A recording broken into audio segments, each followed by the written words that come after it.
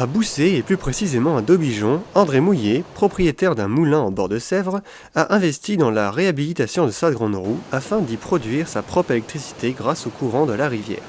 Celui-ci nous raconte l'histoire de ce moulin vieux de 442 ans. Alors la première implantation hydraulique ici au moulin de Daubijon date de 1574. Et alors ça a toujours été une minoterie. Ils ont fait uniquement que du blé depuis la création du moulin. Alors, quand le moulin a arrêté en 60, il y avait encore 2 roues hydrauliques. Et à l'époque, je m'étais toujours intéressé à la production du courant. J'ai dit, tiens, maintenant que le moulin est arrêté, on pourrait peut-être produire du courant avec. Et j'avais monté un petit générateur et on s'en servait pour faire le chauffage uniquement du moulin. Mais ça me trottait toujours dans la tête de faire une installation vraiment pour vendre des kilowatts. Et avec ma femme, Yvette, on a décidé il y a 2 ans, on a dit bon, il faut faire une installation électrique. Et on a pris donc la décision de monter une roue. Alors c'est là où on nous a proposé une roue hydraulique métallique, avec des pales spécialement étudiées pour la production électrique. Parce que l'ancienne roue avait 32 aubes, celle-ci en a 42, 10 de plus. Cette roue-là fait 5,20 m de diamètre, 1,30 m de large, et elle a une puissance d'une 30aine de chevaux hydrauliques. L'électricité générée, où va-t-elle? Il y a plusieurs solutions avec EDF. On pouvait vendre la totalité à EDF. On gardait notre contrat, donc compteur personnel. Et autrement, il y avait une deuxième solution, ce qu'ils appellent la vente en surplus.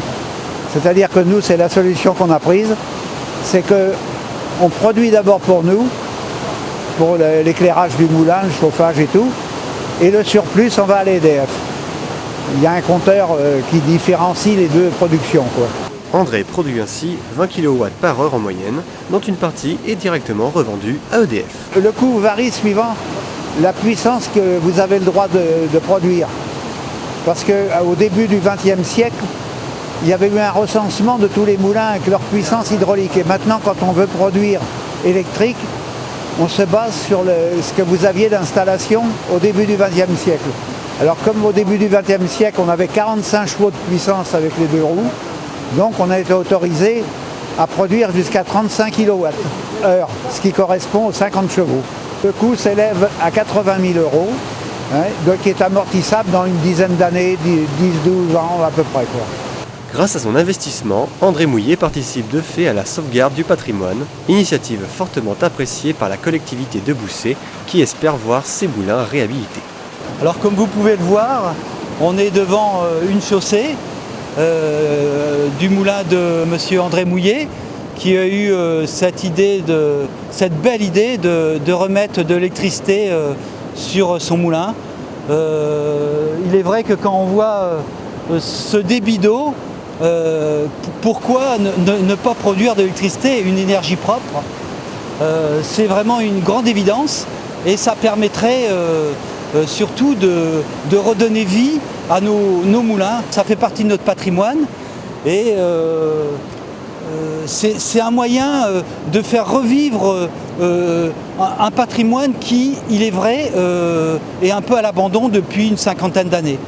Donc depuis que je suis élu, avec la mairie de Boussé, on a fait une opération de levée de vannage parce que pour moi c'est vraiment que du bon sens.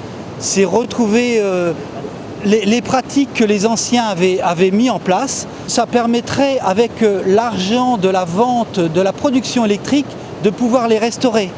Parce que autrement, là en ce moment ils sont voués un peu étant donné ils sont tous dans des zones inondables. En fin de compte, le propriétaire de moulin qui a un moulin ne peut rien en faire aujourd'hui avec les normes et tout. Et si bien que là, ça permettrait de faire revivre le moulin. Ouais. Ça serait une des solutions. Ainsi, certains particuliers se sont réunis en association pour défendre le patrimoine des rivières que sont les chaussées et leurs moulins. Il y a au niveau de la continuité écologique une loi LEMA 2006 qui a été instituée en fait avec 2 objectifs principaux. C'est la libre circulation des poissons en montaison comme en dévalaison et le transit sédimentaire. Et donc à ce titre, une directive nationale auprès des préfets vise à supprimer le maximum de chaussées pour justement favoriser ce qu'ils appellent la continuité écologique. Or, les moulins existent depuis minimum 150 ans pour les derniers. Cette continuité écologique existait déjà du temps des meuniers, qui la pratiquaient régulièrement, d'où les initiatives qu'il faut développer, et bravo à Bruno d'avoir développé ça, à savoir l'ouverture des vannages que pratiquaient déjà les meuniers autrefois. Il faut absolument y revenir.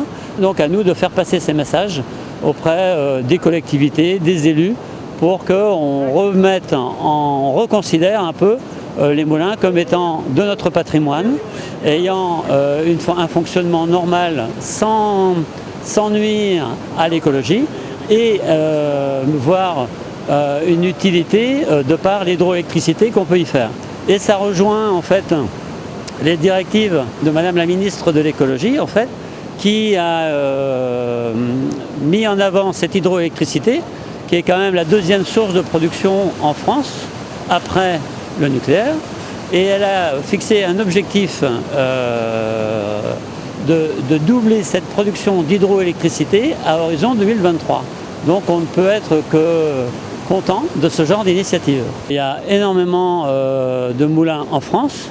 Et quand on dit s'il est possible de sauver vos chaussées en faisant de l'hydroélectricité, on ne peut que être favorable à ce genre de fonctionnement, si vous voulez, et d'assurer le patrimoine et l'avenir de nos moulins et de nos chaussées. La problématique est donc lancée: comment concilier les objectifs écologiques et la préservation du patrimoine de manière intelligente? En attendant, André, cet hiver, pourra lui se chauffer gratuitement.